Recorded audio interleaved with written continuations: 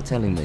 I was just saying another sentence. It doesn't make sense. What was the sentence that you were going to say? Oh, it's too. Was it funny? No, it wasn't. We'll edit it out. Was it good for a podcast? Was No, it you good for a podcast? keep it in now. This isn't. Can I just say this isn't the D-Chart Spinners? Ooh, if you're they might not expecting the have known D-Chart the Spinners. D-Chart Spinners. Oh. Some people might have just joined us first time. Let's start with what this actually is. What Okay, is it? so I'm Miles Pennell. Well, I'm Gary Forrest. I hate saying my. We were talking about this yesterday. I hate saying my. Miles loves it. MP. I think it's the only. MP. I think it's the only time when you do actually say your own name. Do you ever get that thing when people say to you, like the only time people actually call you by your name? Because it doesn't really happen very often, does it? Because when you're in regular conversation, dialogue with someone, Mate. it's mate. But you often don't bring up your name. So when someone does, it always seems like, why do you know who I am? My identity. Why do you know that? It'd be weird if I was chatting to my friends and they kept saying, "How are you, Gary Forrestal?" Yeah. But also, I don't know if you get this. Your name is not.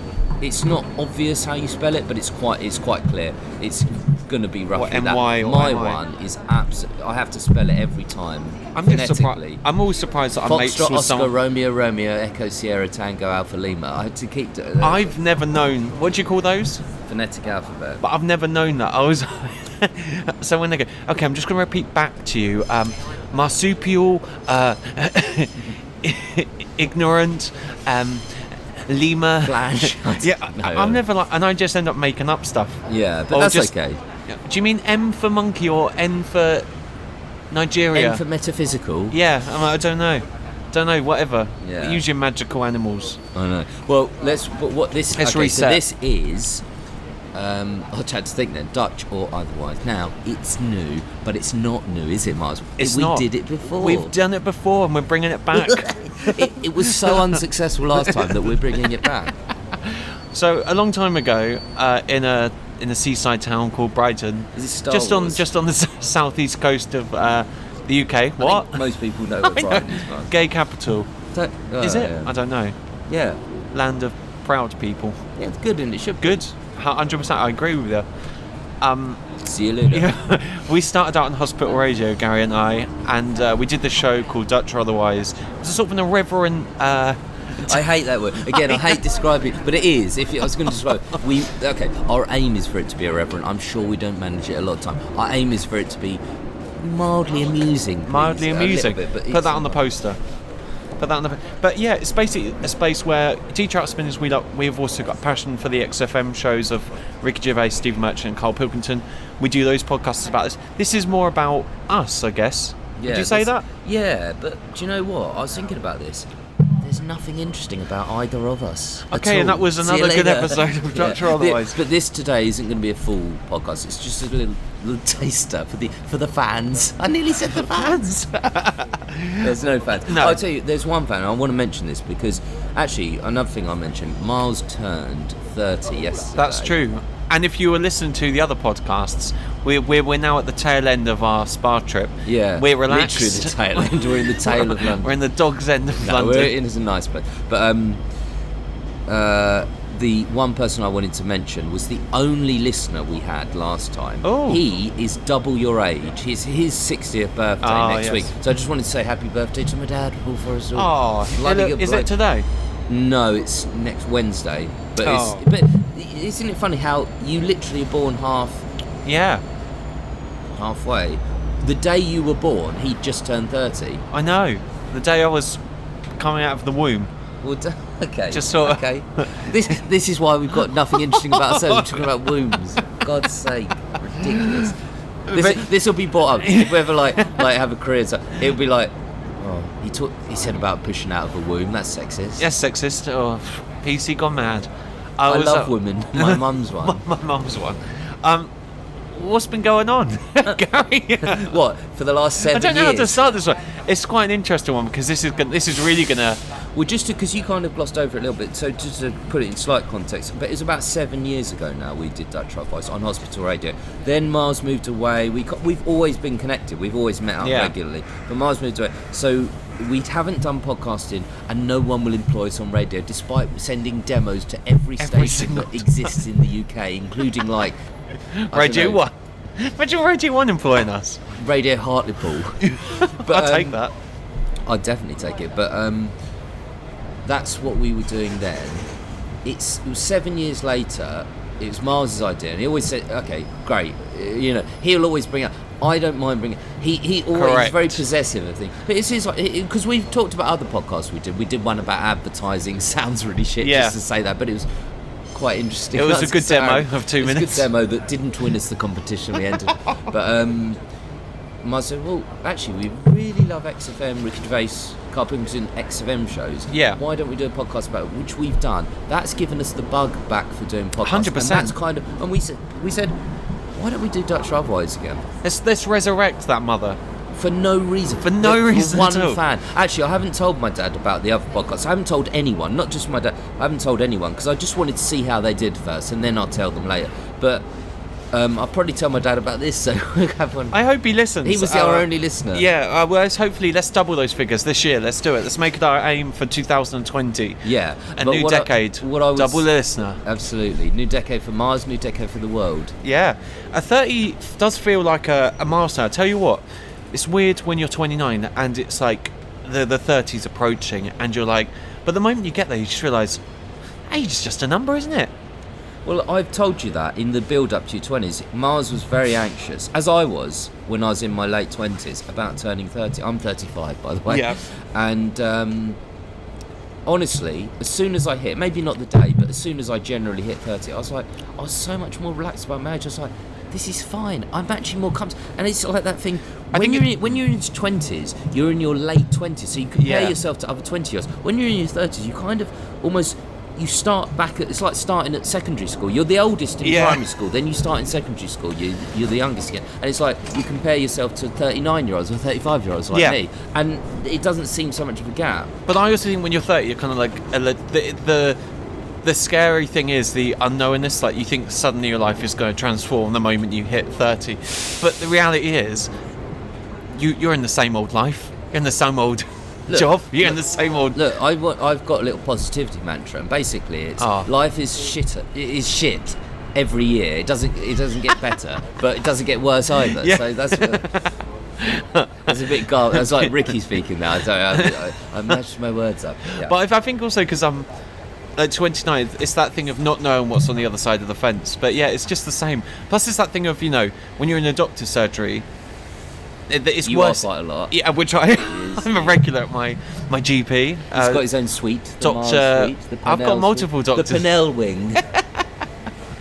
I do like going to the doctors, which is good because I was you actually. don't like it. You just oh do yeah, it, but what I mean is once you're in the GP's office and it gives you the all clear, none of that anxiety is put to bed.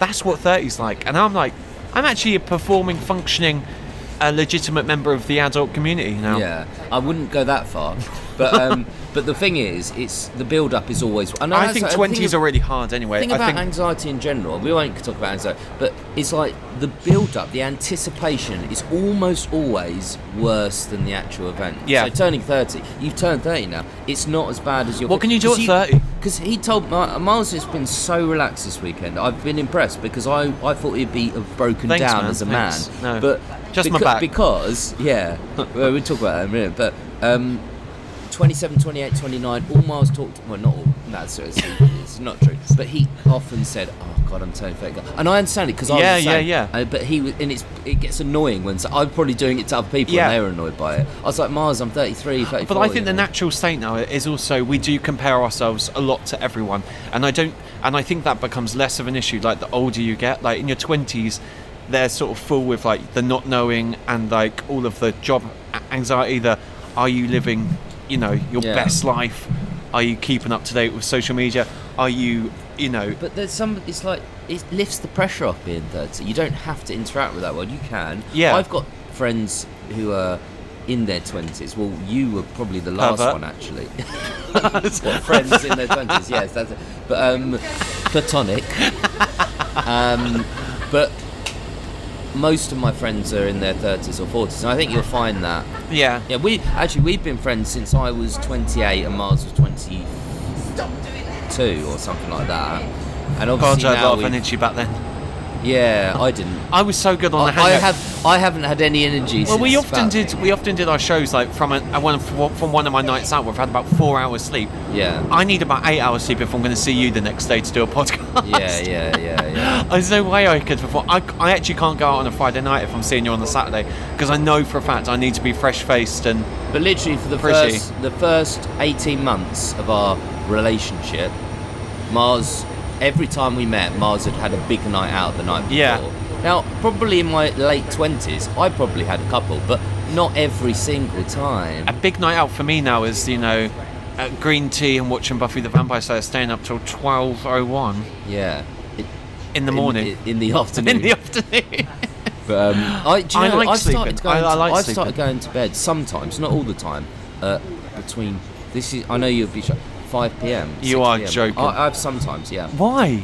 I take a sleeping tablet. But what time are you waking up? If you're 4 or so, and I have the whole day ahead of me. But obviously, it's a long sleep. I do kind of like that, but you're a student and you can do that because you're a scrounger. Well, I'm not. I don't want to go into what we do necessarily because that's to come. We should leave a taste of anticipation. But I am a student. Yeah. I'm an old student. Yeah. So what we're saying, look, we felt very relaxed after this weekend. It's been a nice way to wrap the trip. What I was going to say, we both, and this is so. We went to a spa. Okay, that if I listened to 2 people who I didn't know say that and talk about that on the podcast, I'd think what a couple of prats. But it's not like we go to a spa every weekend. No. We have never been. In fact, I've never been to a spa. Have you? You haven't ever been. I don't think so. No, so we went, we got the massage, because it was Mars's 30th, we got the full treatment.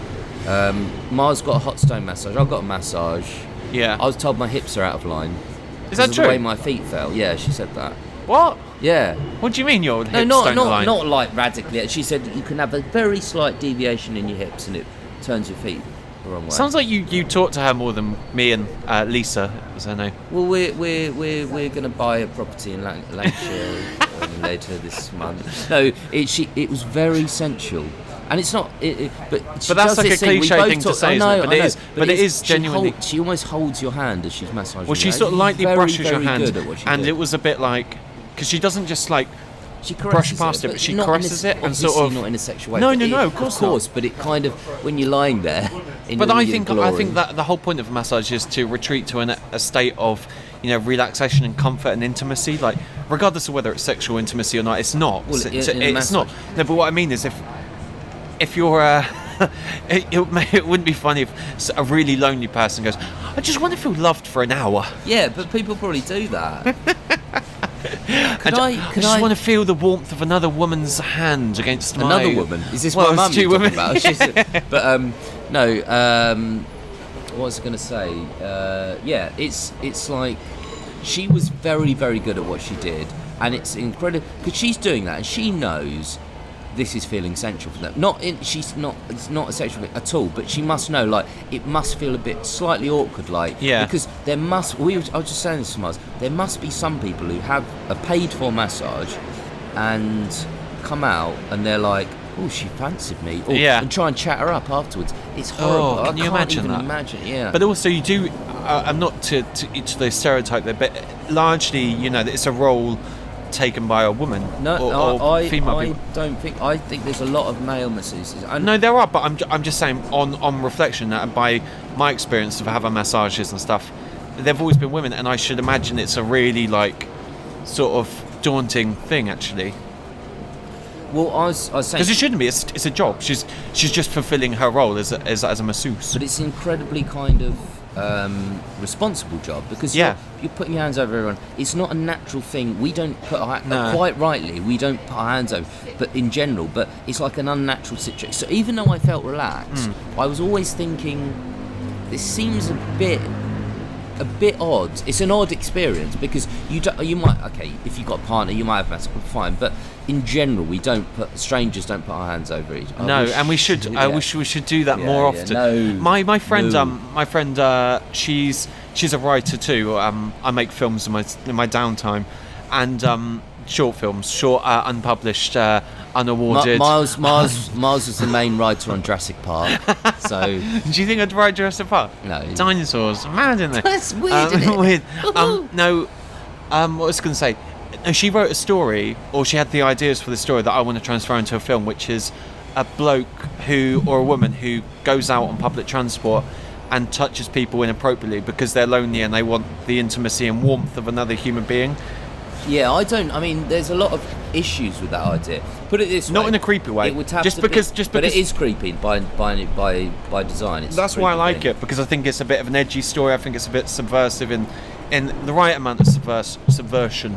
Because you can, but the thing is, like, that's committing a crime. Like, even, let's say, you'd have to be very sensitive with how you did it. Of course, I would, but I think it's talking about like the desperation that some people feel. Like some people don't even have the confidence to talk to, when dating. Luckily, I'm a very confident person, and I've never felt the need to go, hello, do you want to get some nachos sometime?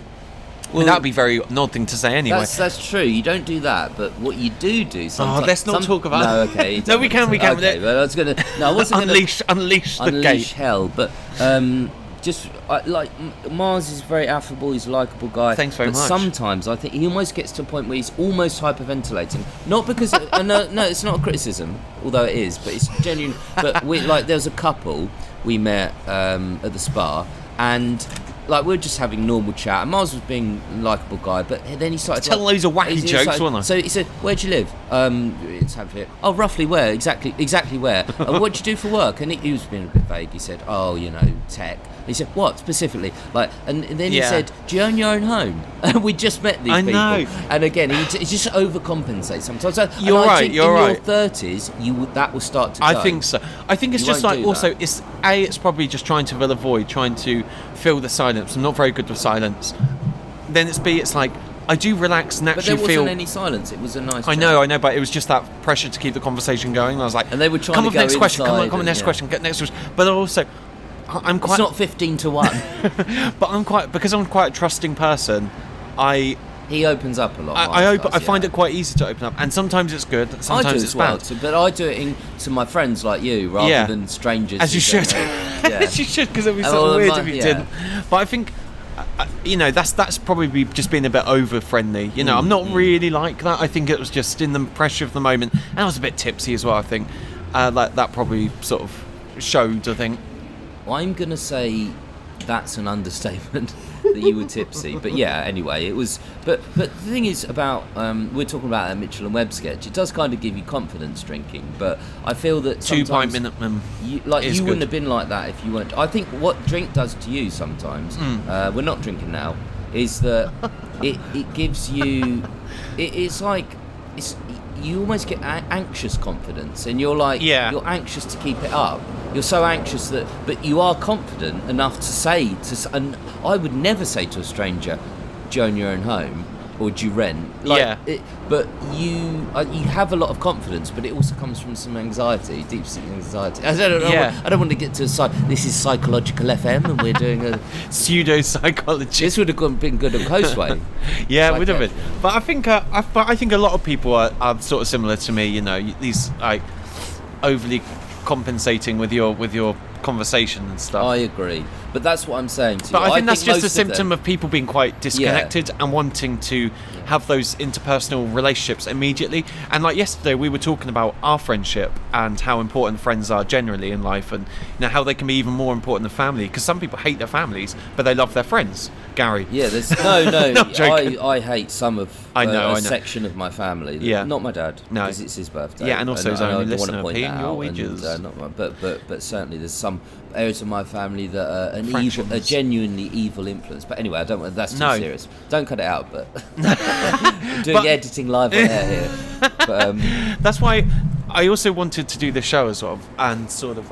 I think we wanted to do it because it gives you a glimpse into what it's like when you're sort of, trying to make things and trying to be creative, and whether it's presenting right and whatever it is. Like, these sort of chats are important. The chats with your friends that you have, the people that support you in your life and help you. Gary's a wannabe comedian. That makes it sound bad, but what I mean is you're an aspiring comedian. Yeah. And you're very funny. But wannabe is a bit. I know. I don't like that word. I am a wannabe comedian in that sense. Like, basically.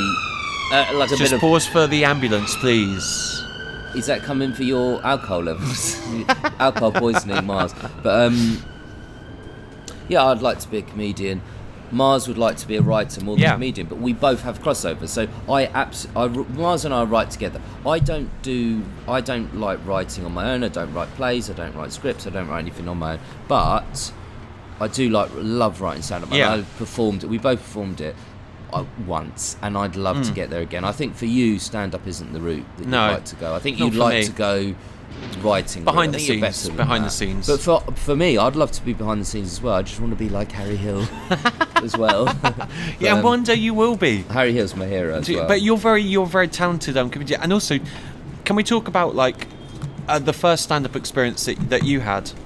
Yeah, well, I'll tell you what, we're doing it in sequence because you did it first a couple of weeks before me. So what was your experience? So my experience was, and I've never had this before, but I was on cloud nine. I felt like I was floating. Jack D talks about this amazing thing. He says when you do stand-up, it's like you're flying. It's like you're untouchable. And it's that I don't do any sort of low-grade drugs or anything.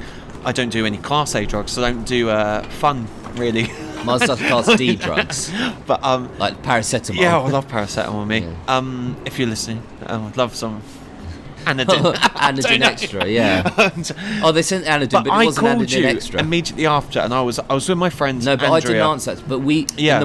that's the thing that Mars and I often speak on the phone for hours. And I don't know if maybe you're listening. In general, Mars and I think this. If you don't agree, please put it in the comments section. But, Please. But no, seriously, we kind of said there aren't that many male friendships. I'm not putting our male friendship above anyone else's male friendship, but it seems uncommon that males talk on the phone for 2 or 3 hours. But we've done it hundreds of times. Because if you think about it, it's no different to two people, talking face to face, is it? But there's it's something a cliche that it's females who do that, God, and it's completely. not necessarily. No. But anyway, the point Mars was saying was that we had a 2-hour conversation, and we'd both been talking about it. I hadn't done it then, and that really inspired me to do it. I was like, and I did it. But I think that's good. That shows how supportive people are, and how much I want you to succeed, and vice versa. I was so supportive of you. Even though no, you'd done it and I yeah. hadn't. But no, I think I got to a stage where, if anything, I want this podcast to be sort of like quite a supportive,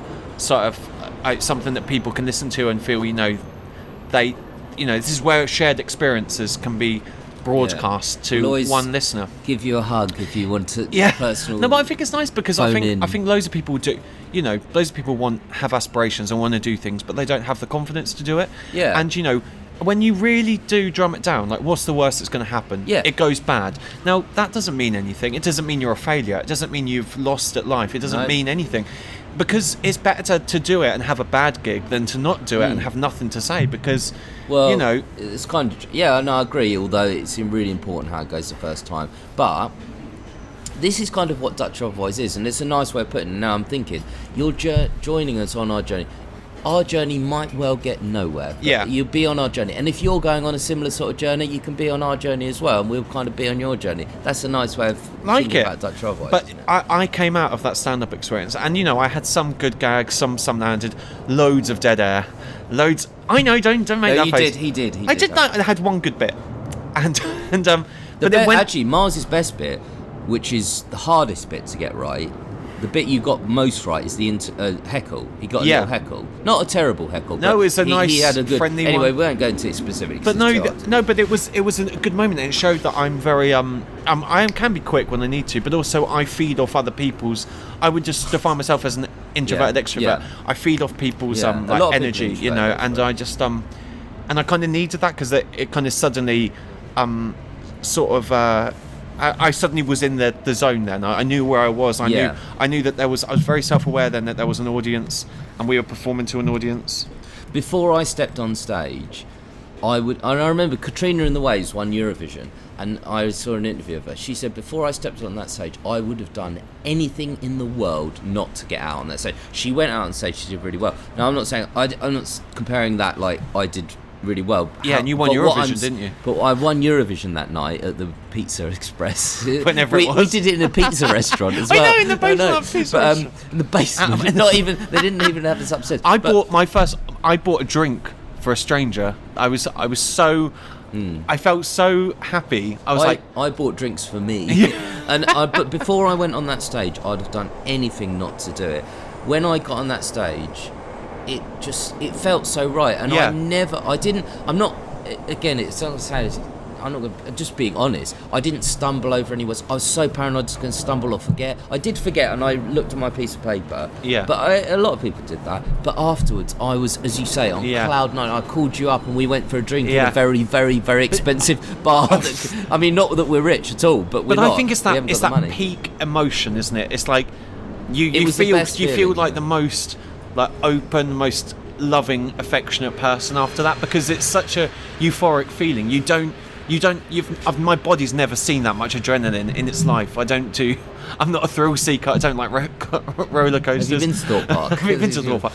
But that was my equivalent. I felt like I was on this, like, it's a cliche, but it was like a roller coaster, and you know, to tie it back to the massage thing, the worst thing was the waiting. The moment the compere called my name, Miles Purnell, which sounds a very odd thing to say, just to say, here's now, you know, someone who's going to talk for 5 minutes and try to be funny.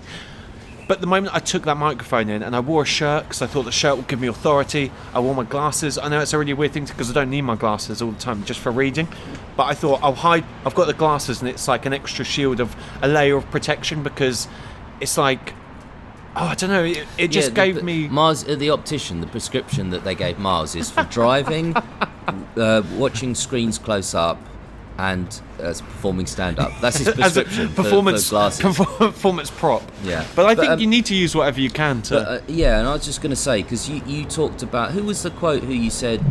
Jack D. Yeah. Now, totally, years and years ago, I read about Paul Merton, the first time he did stand-up, and he skipped across Waterloo Bridge, or one of the bridges. How happy he was just be? like... And that was exactly how I felt. And obviously... I've never seen you skip. In any way comparing. I didn't skip. I walked with my bad hips, but I didn't. I'm not in any way saying, comparing my ness to Paul Merton, but the experience of doing it for the first time, and it did go well when I did it. I don't want to, but it did. But it did. I can imagine it really did go well, and it went better than anything I've ever. I've failed at everything in my life. I don't think that's true. You've been an excellent fraud investigator, man. I have, yeah. On a great salary, I think. I don't know. I don't know about salaries. that, but do you own your own home? I can't believe you said that. But I think, it was an amazing experience, and I hope you do it again, because you should. I absolutely will. Do you know? That was 2 years ago. Was it really? It's 2 years ago this month. Oh my god, that seems like ages ago. That's back when we did this like improv.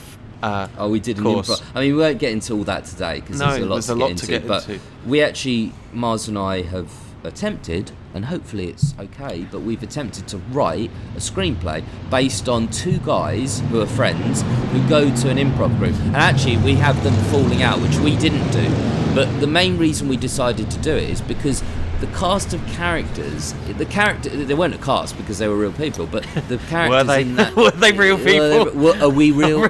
But were brilliant for writing. They were right for comedy. Hopefully you can see that on Channel 4 in 2053 by the rate we're going. You'll be dead by then. I'll be dead. I want to be dead by then. So I don't want to live. So let's wrap this up.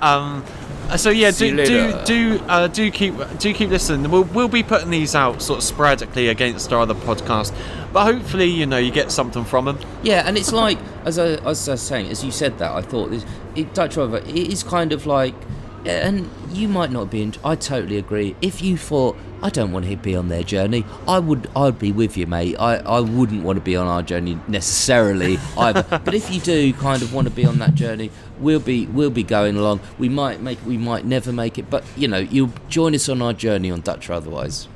Excellent bio, Gary. There you go. I've been Miles Purnell, and this has been Gary Forrestal. Thanks for saying it, because I don't like saying it. I know you don't. Please like and subscribe to us, and listen again on Apple Podcasts and on Spotify. And do check out also the Detroit Spinners podcasts. And you can call me on 07900. Don't say that. See you later. As if anyone would. Yeah, see you.